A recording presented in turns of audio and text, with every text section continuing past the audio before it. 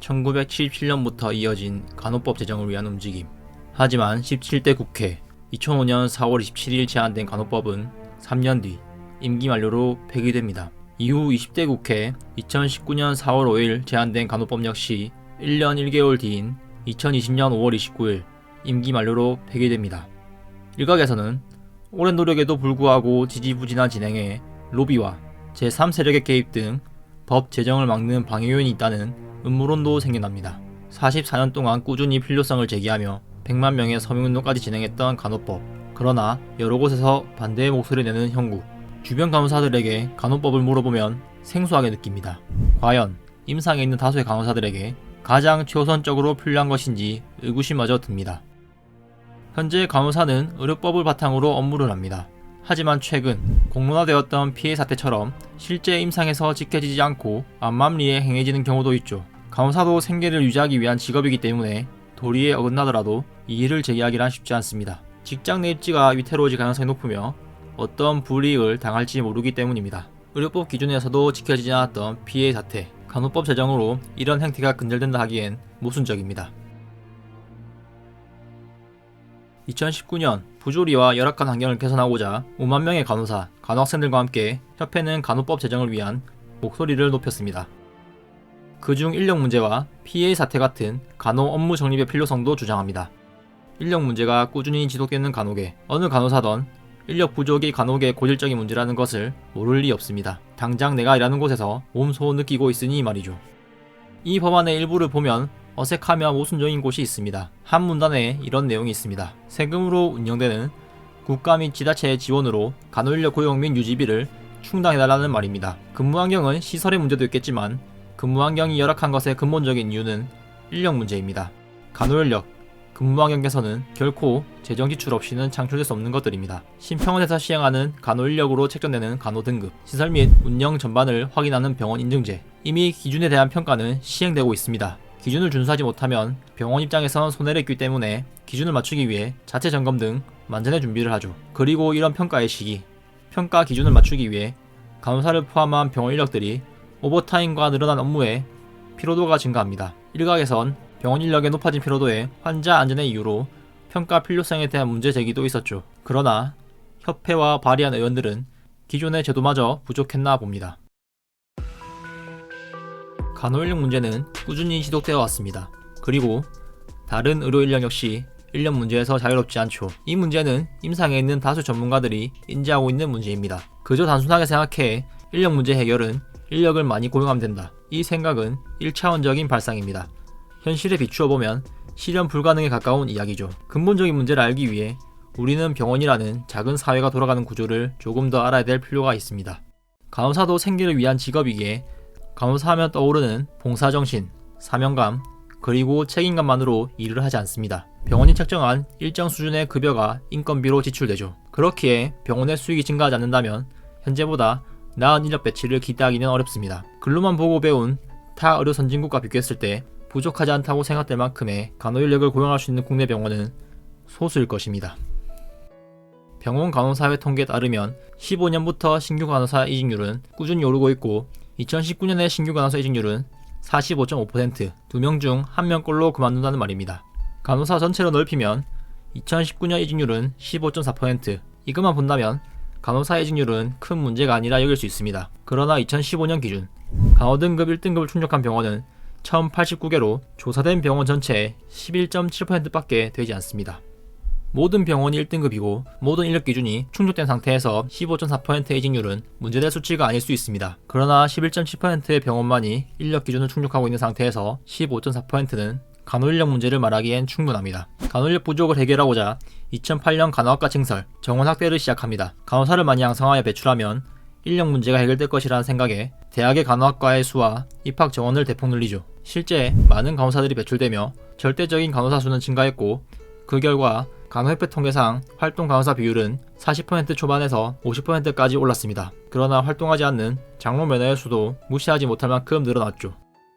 이 통계를 기반으로 결과적으로 활동 간호사가 증가했으니 인력 부족 문제 개선에 효과가 있으며 실제 임상에서 인력 부족 문제가 개선되었다 하면 통계에 왜곡이 발생합니다. 이런 오류를 최소화하기 위해 우리가 또 알아야 할 것은 이 기간 동안 증가한 의료기관의 수입니다. 같은 기간 의료기관 수는 2009년 56,326개에서 2017년 66,316개로 약 17.7%의 증가됨을 확인할 수 있습니다. 배출된 간호사가 증가된 것은 사실입니다. 그러나 비슷한 기간 간호사가 일할 수 있는 의료기관의 수가 증가된 것도 사실입니다. 하나의 현상을 설명하기 위해 하나의 통계만을 근거로 제시한다면 통계 왜곡으로부터 자유로울 수 없습니다. 두 가지의 사실을 종합하여 결론을 도출하면 증가된 의료기관의 수만큼 활동 간호사는 증가할 수밖에 없죠. 그렇기 때문에 활동 간호사가 증가했으니 대부분 임상에서 인력 문제가 점진적으로 해결되고 있다는 말은 정보 부족과 왜곡된 통계에서 나온 오도에 불과합니다. 혹자는 의료기관의 수 증가 비율보다 활동 간호사 증가 비율이 높다고 이야기할 겁니다. 그러나 앞서 언급한 2015년 기준 1등급 충족병원은 11.7%밖에 되지 않습니다. 간호협회 통계 자료에서 인력 문제 개선에 대한 효과를 보고 있다는 문구는 없지만 증가 추이를 통계와 그래프로 나타냈고 객관적으로 이것만 본다면 해가 지날수록 인력 문제는 좋아지고 있다고 판단할 수 있습니다. 그러나 또 하나의 중요한 의료기관 증가에 대한 데이터는 제시하지 않는 상황에 협회 자료만 참고한다면 인력 부족이 개선되었다고 오인할 여지는 충분합니다. 그렇다면 모두가 인지하는 이 문제를 해결하기 위해선 어떤 것이 필요할까요? 결국 돈입니다.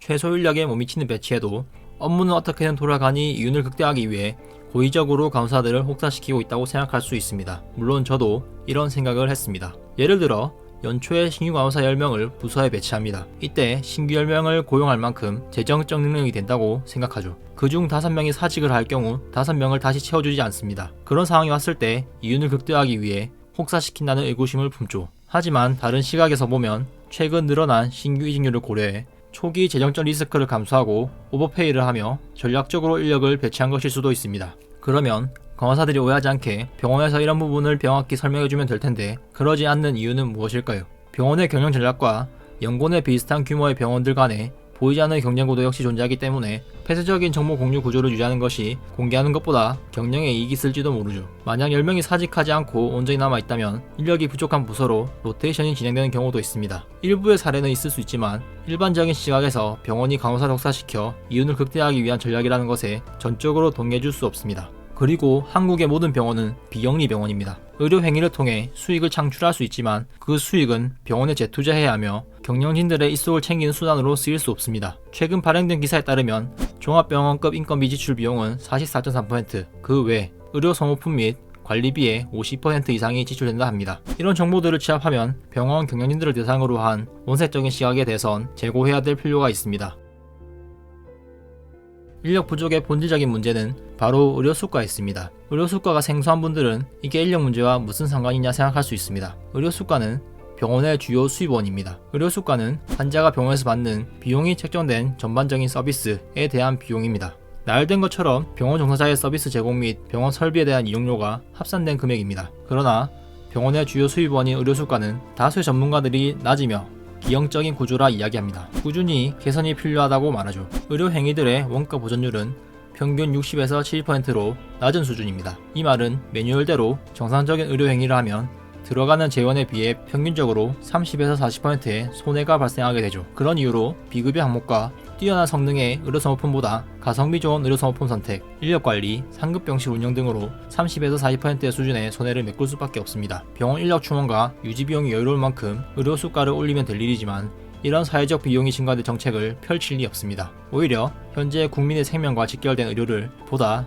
저비용으로 이용할 수 있게 급여화를 더욱 진행시켰죠. 이번 감염병 사태로 여러 기업들이 재정난을 겪으며 고용 유지의 어려움 속 대량 해고, 무급휴직, 도산위기 소식을 뉴스로 접했을 것입니다. 이처럼 기형적인 의료 수가 체계 속에 많은 병원들이 고용을 유지할 능력을 갖추기가 어렵습니다. 의료 수가를 개편하며 정당한 의료행위 및 의료 보조행위의 수가를 책정하는 것, 이것이 의료계의 꾸준한 이슈인 인력 부족 문제를 해결할 수 있는 근본적인 해결책입니다. 수가 문제를 해결하지 않고 간호법 제정으로 인력과 처우, 근무 환경을 개선하겠다는 것은 넌센스나 다름없습니다.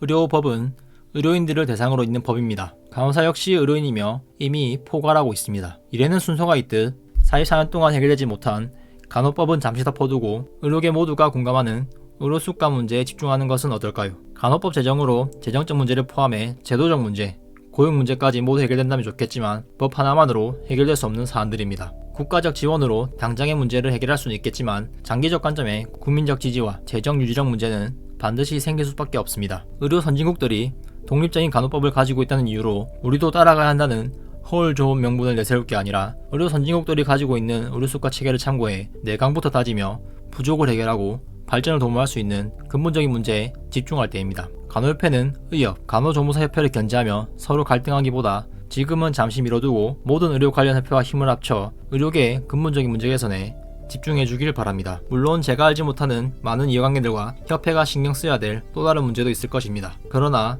매년 나타나는 인력 문제만큼 해결해야 될 최우선 과제는 없을 것입니다.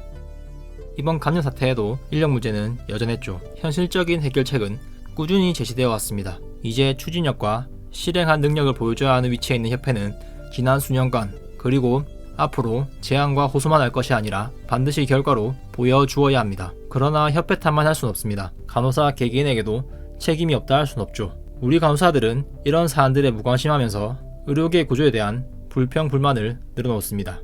간호사를 포함한 의료 종사자들 역시 마찬가지입니다. 바쁜 생계를 핑계로 복잡한 사안에 신경 못 쓴다는 말을 하죠. 이 문제는 생계와 직결되어 있는 문제이지만 당장 나에게 위태로운 상황이 오지 않으니 대수롭지 않게 여깁니다. 시간이 지나 누군가 어떻게든 해주겠지 않은 마음에 막연히 바라기만 한다면, 우리 의료계에 이러한 문제가 있다는 것을 인식하는 것부터 시작하지 않는다면, 인식의 변화 없이 방관자 입장으로 현재에 머물러 있다면 현재의 열악한 환경이 우리에게 알맞은 무대일지도 모릅니다. 아쉽게도 저 혼자 해결할 수 있는 문제는 없습니다. 의료계가 처해 있는 어두운 현실, 이것은 국가 차원에서 사회적 합의를 통해 해결해야 될 문제이고, 롤 모델로 삼을 수 있는 의료 선진국가들을 벤치마킹하여 대한민국 의료에 대입해 적절한 방향으로 개선 등 각 분야의 전문가를 포함해 협회, 정부가 논의해야 할 문제입니다. 다수인 국민들의 건강을 위해 소수인 의료인들이 감내하는 희생, 의료인이 가져야 하는 사명감과 책임감, 봉사정신. 하지만 열악한 환경에서 지속력을 기대할 수 없습니다. 현실로 다가온 고령화 사회, 그리고 꾸준히 늘어가는 비만율에 현대인의 건강은 병원과 멀어지기보다 병원과 가까워지고 있습니다. 점점 늘어가는 의료 수요, 과연 이런 구조 속에 우리나라 의료계는 붕괴되지 않고 얼마나 버틸 수 있을지 이젠 모두의 관심이 필요한 때입니다.